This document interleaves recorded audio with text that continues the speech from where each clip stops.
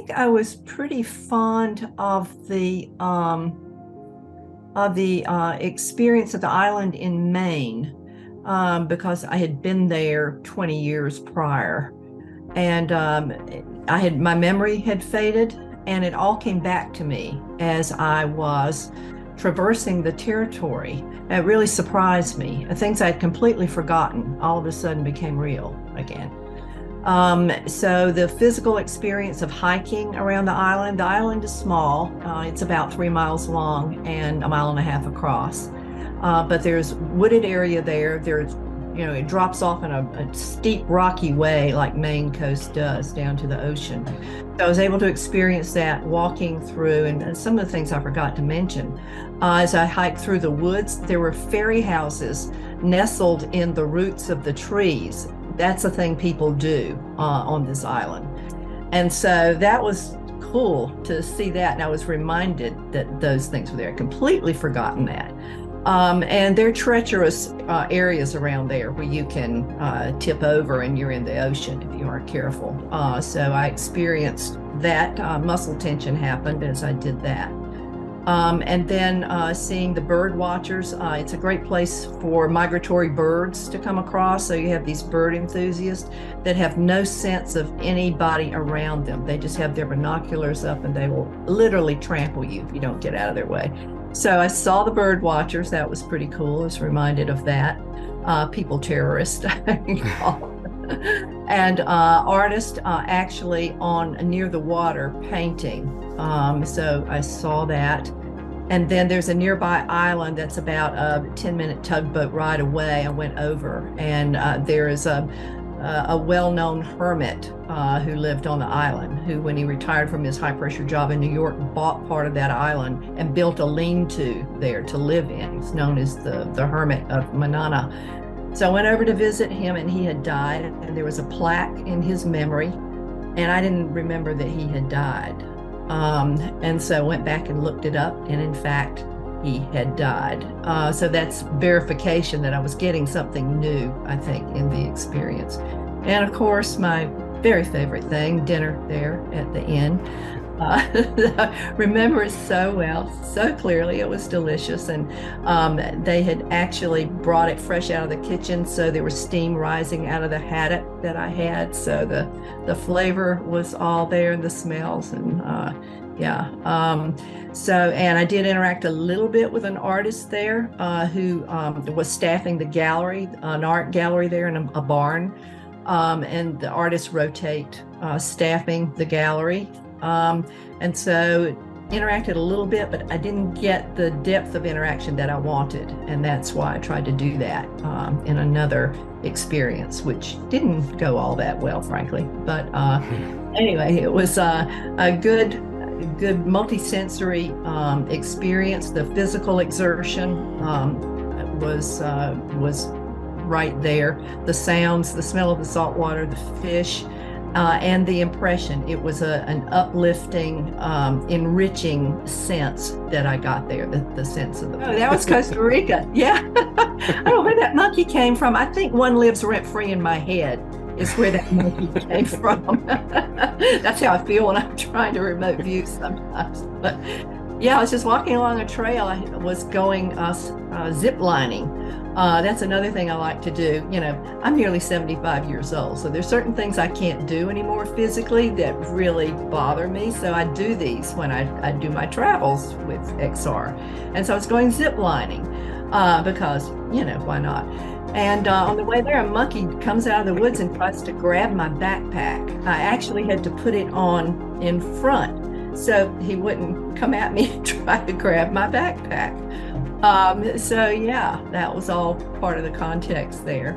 Seeing the sloths, and I was able to hold a sloth, and it was a very cool experience. Yeah, so the animal interaction was stellar in that travel for me. Yeah, it is, and it's not fleeting, and that was my worry going into the XR travels, that well, I'm going to have to work really hard to hang on to it like I do with remote viewing through interactive, because it evaporates like little soap bubbles in the air. This is not that kind of thing. and I leave it when I'm ready, not when it's ready to leave me. I think I have a couple like little greatest hits from different ones. I think still my all-time favorite thing so far was when we were first learning to go into our space. And I had built it and we were practicing going in and out. And I'm so scared of bridges and water, and I put a bridge in there for some reason. But then I was always too scared, like the first 3 times or so, I was too scared to look over and look at the water. And I was like, okay, I'm gonna do it. And then I stopped myself, and like my subconscious kind of was like, no, none of that in here. And I looked over and I was totally fine, and the water was flowing and it looked beautiful. And I was like, oh. And I think that kind of set the stage for me that this isn't the same. You don't have to worry about that. Trust me, I got you kind of stuff, which means when we went into our first space and I went to the Biltmore and I went to their library, I didn't even bother. Like, I went up the ladder and I was looking at books, and I'm scared of ladders too, like heights, and I'll get vertigo, and I didn't. So then I was like, huh. And in my dreams, I can kind of just like float or whatever. So I just stepped off the ladder and stayed there. And I had like a bird's eye view of the whole thing, which was insane. I loved it. And I looked back and there was all these people waiting to go into their tour of it. And I was like, oh shit, there's people, but I don't think they saw me, but I saw them, which was cool. And then obviously like pulling that book out and reading the title of it, I can still remember the history of the Transcontinental Railroad. And my favorite people interaction was our first time going to the future. And it was the guy and the girl, and I was asking them, because I went to 2100, so I was asking them about their tech, like I wanted to see their phone. And the girl was like, well, we're not supposed to have them here, but, and she went into her pocket to pull it out, and I could see a little bit of like just like a strip of glass with like a tiny black rim, and she pulled it out, and then she went to shove it back in. And then the guy that was on the other side of me, he was like, haha, and he goes like this, and he had it like projected on his hand, like something over here, he was like using it over here, but it projected on his hand. But they were like making fun of each other. He was teasing her like, haha, I got the new tech, you're stuck with that old stuff. It was funny there. And yeah, I mean, you're there, you're in it. I was there. And obviously the going to the past to the Live Aid concert was insane, because I was with the people. I felt what they felt. I felt the energy. And like towards the end, before I pulled back and I saw him up on the stage, and I never believed in auras or any of that stuff, but he was like straight, like I called it a halo, like a halo of blue, that just kind of bluish purple, that came from him and out to the crowd. And I could hear people's languages and I understood them, like a German hard sound, a Spanish. They were all talking and it was amazing, but I understood what they were saying, even though I don't speak any of it. Those are my greatest hits so far. Well, before I started this process, I have had a few instances of feeling by location, so I know what that feels like to be there. And I have had with the XR, that feeling of being there, which I've never gotten by just doing, the CRV derivatives or anything like that. So this was really cool.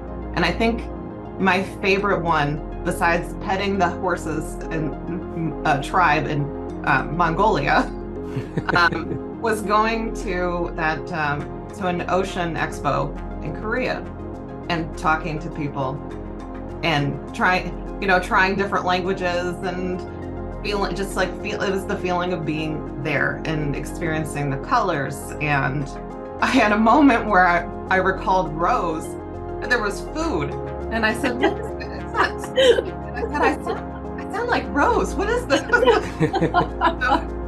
I think that was probably one of my favorite ones. My subconscious really loves water shows. It wants to know, what is that? Doing this sort of thing, like interactive, it doesn't last. Like Rose said, it just sort of bubbles away. Whereas here, you can recall it.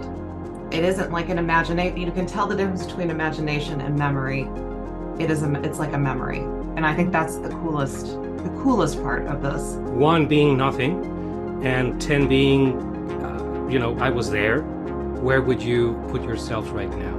Now I'm definitely a 10. I've started around like 5 or 6 the first couple times, and then like the last 3 or 4 full 10. Yeah, same thing. I started at a 10 and it hasn't faded yet. So 10. It's 10 now. Like Asta, it started out, wasn't quite sure. We're starting to go, and yet now I feel like I'm there. And for what it's worth, this is the only method I'm going to use forever. Yeah, forget everything else. This is great.